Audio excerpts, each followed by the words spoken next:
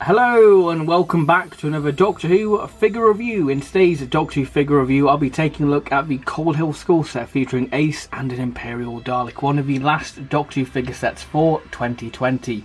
So the way this video is going to work is I'm going to do the packaging, articulation and detail, and do my usual comparison, comparing it to the original Imperial Daleks and the original Ace figure. So if you do have the original figures, you can compare whether you want to pick up this new, slightly tweaked version of the characters. So without further ado, let's look at the packaging. So taking a look at the packaging for the Cold Hill School set, so we've got the traditional style guide packaging motif, the Doctor Who logo there, the TARDIS, some Gallifreyan text, the name of the set there, the limited edition sticker, and of course the figures in a nice window box displaying the figures. The side, we've got the TARDIS. So taking a look at the back of the set now, so we've got the prototype images of the figures, and quite interestingly, the Imperial Dalek's got a blue eye, which is very cool, and we've got a bio on Remembrance of the Daleks. If you want to have a little read of that, then do feel free to pause. And the other side of the box there. And the card insert for the set, basically being Cold Hill School with the cellar door and the stairs where Ace destroys the Dalek, which is all very cool. Very nice little touch for this set. So kicking off this review with the Ace figure. Now this is the third Ace figure to be released, the first being the Remembrance of the Daleks Ace with a load of accessories back in 2013, and then the Silver Nemesis one in 2014. So let's take a look at the articulation for this Ace figure, then we'll do the detail and then the comparison.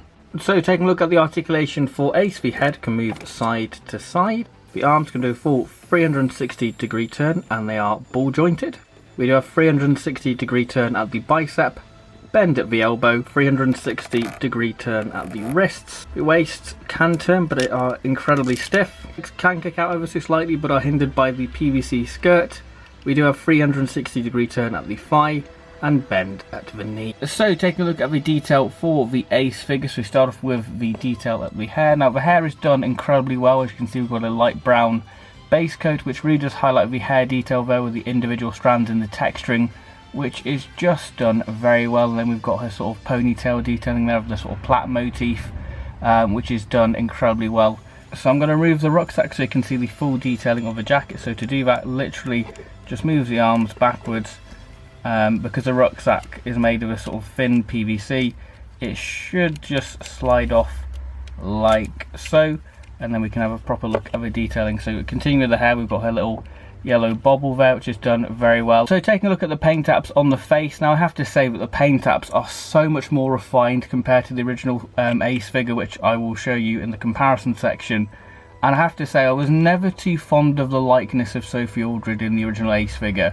But I definitely think that because the paint apps are a lot more sharper, a lot more crisp, I can definitely see Sophie Aldred in this likeness. And we've even got the detail of her little Batman earring there, which is done very well. So yeah, I definitely do like it. You've got the slight lines on the face as well. It's just done incredibly well. So if we take a look at Ace's bomber jacket, of course, we've got all manner of badges there, which is done very well. The zip detailing, you know, considering this is sort of a B&M set, which, you know, you think Ace would be a bit of an impossible figure to do with all the sort of detailing of the various badges.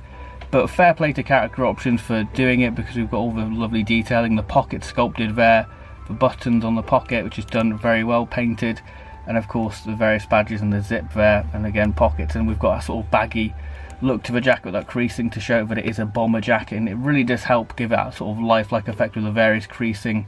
And of course we've got the various badges again, and then we've got the trademark Ace on the back of the jacket. Again, the creases really do give it that lifelike look, so I really do like the detailing for this Ace. One thing to note with this Ace figure is that the arms are not removable, because the original Ace figure, the arms were removable, so you could make her have, you know, wearing her sort of t-shirt. So we take a quick look at the t-shirt. So the t-shirt's rendered very nice with a nice sort of saxophone and sort of music note there, which is done very well. We've got sort of that folding detail to show that the t-shirt's sort of tucked into the skirt. I guess that t-shirt would be more reminiscent of Silver Nemesis. She would have worn Silver Nemesis since the Doctor and Ace were at a jazz concert, I think. So yeah, that's a very nice little touch. If we move down to the belt, we've got the belt sculpted there, which is done very well. And even on the sort of cuffs of the jacket, you've sort of got that sort of elasticated look to see where it sort of just folds round her hand very well. So yeah, it's just done very well, this Ace figure. And the skirt is done very well in this sort of soft PVC piece, with a nice sort of plaided detail on it, which is done very well. And then we've got the black tights, and then the sort of glossy black boots there with the lace detail on there as well. So yeah, very nice detail for the Ace figure. So moving on to the comparison, so if I bring in the original Ace figure from 2013, you can see an instant difference in the paint apps on the face, how the new B&M version is a lot more sharper and the paint apps are a lot more crisper instead of these sort of weird eyes you get on the original one, because the paint apps have just been applied so heavily on the original one that you do lose that sort of sharp detailing what you get on the new B&M one. So I definitely think that paint apps, especially on the face, are a lot more cleaner and are a lot more sharper on the new B&M one. Personally, I just think it looks a lot more like Sophie Aldred. So I thought I'd bring in the Silver Nemesis Ace as well, so you can see the differences in the paint apps on the face. I definitely think that this new Remembrance of the Daleks Ace is a vast improvement on all the other Ace figures what we've had so far in terms of the paint apps on the face. So taking a look at comparing the costumes now, again, very much the sort of same paint detailing. There's a slight difference on the rocket badge there. So yeah, it's rather interesting to see the differences in terms of the costume, so you get to see the sort of various differences. You can see this seems more of a sort of a darker sort of black jacket compared to the original one. This seems ever so slightly lighter and has a slightly more glossy finish to it, which is very cool. Again, differences in the badges there as well. So yeah, it's very cool to see the difference in sort of the paint apps applied to the various badges. You can see the difference on the smiley face there, and obviously on the rucksack seems to have more of a grey finish, whereas the new rucksack has a slight more sort of bluish, lightish bluey grey colour to it, which is done very well. And taking a look at the trademark Ace logo, you can see that the new Remembrance of the Daleks Ace figure has a slightly darker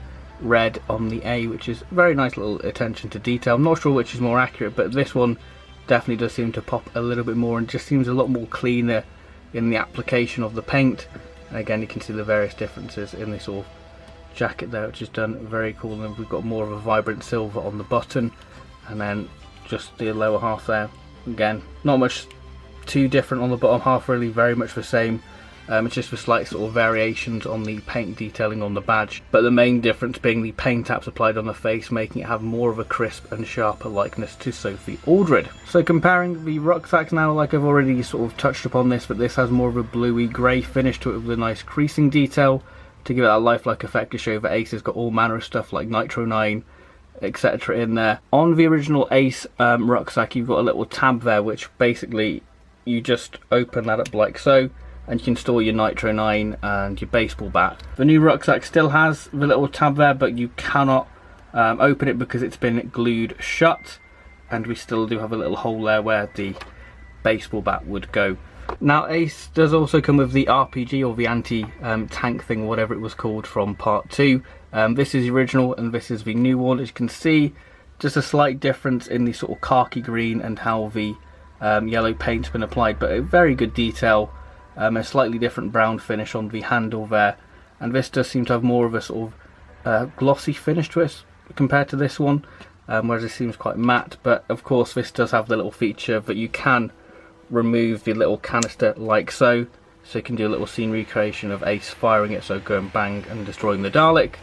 So that's very nice. We've got the detailing there, or the little section detail there, the trigger detail. It's just done very well with sort of bolts holding it all together. It's a very nice little inclusion for Ace and just rounds off the figure very well.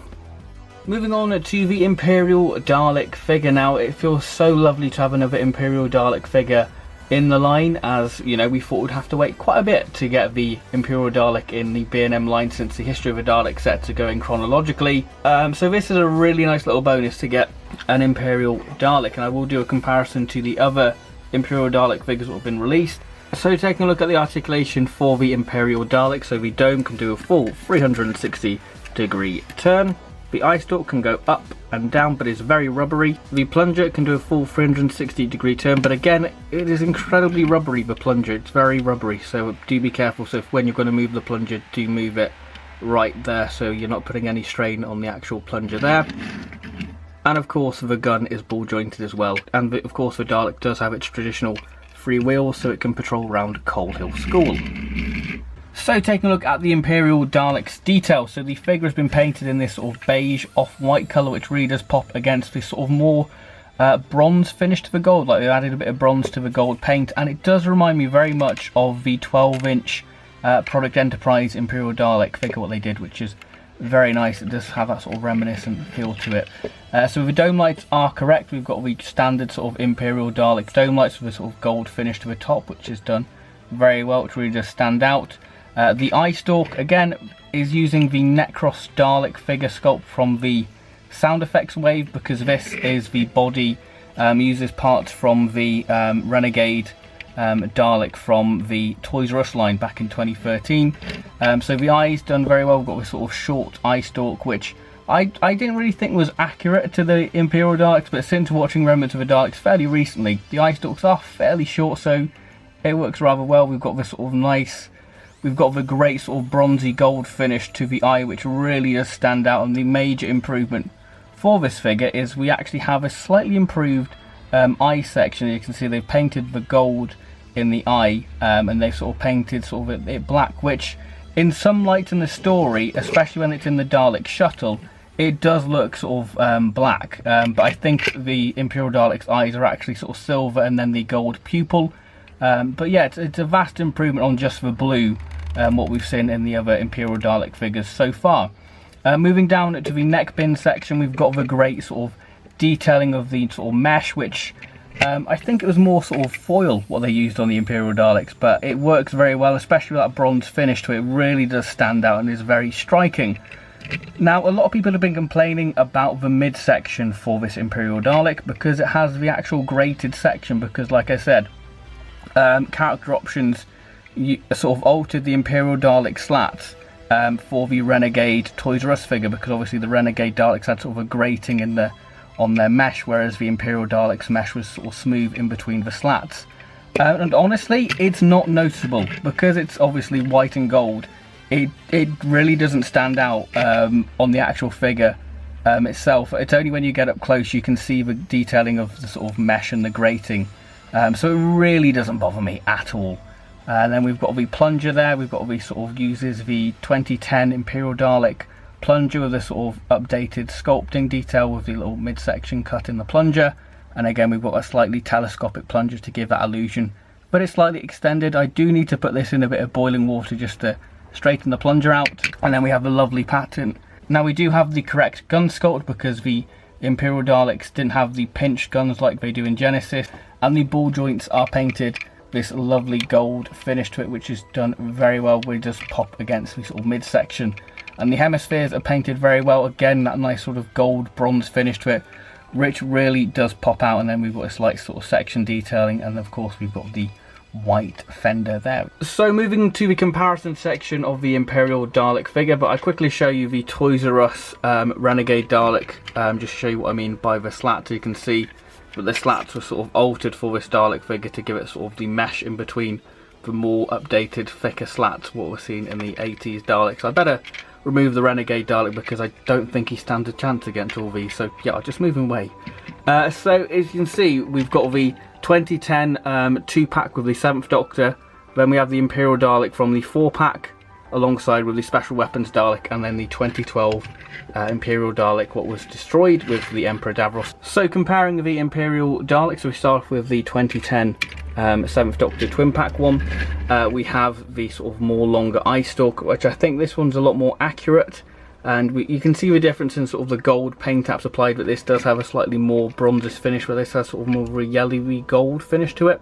And the plunger uses sort of standard sort of plunger what we've seen throughout the character options line, where this has the more accurate remembrance of a Dalek's plunger there, a lot more funnel shape compared to the standard plunger what we've all known and loved in the classic series.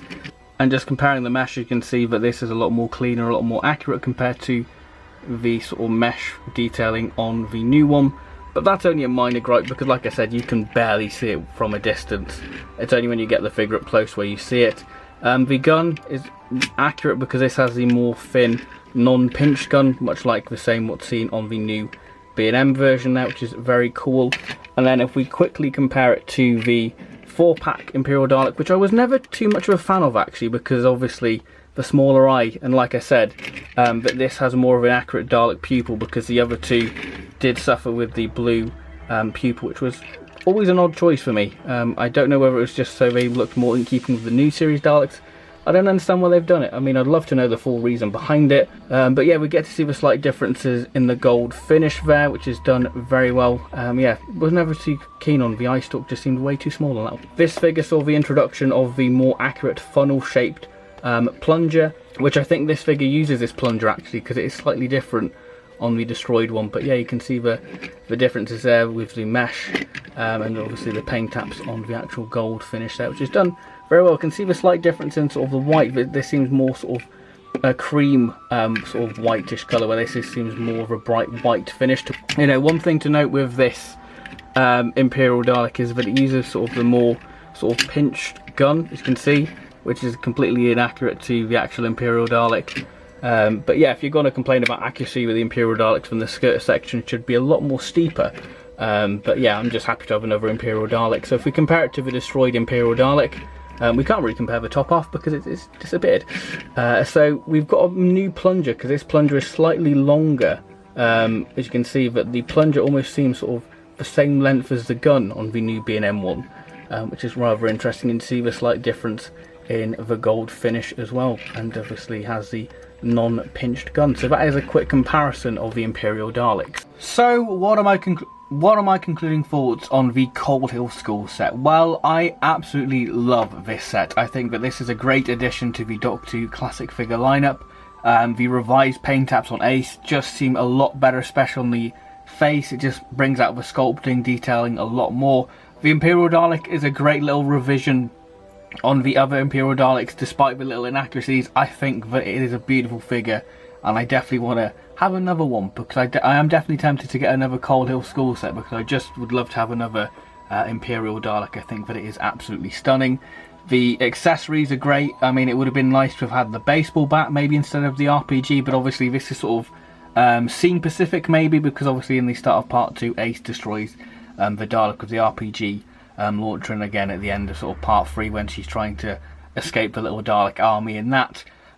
So yeah, I think that it is a great little set. I think the accessories, you know, for £20 for this set, I mean, I believe that some sets are being reduced to £12 now.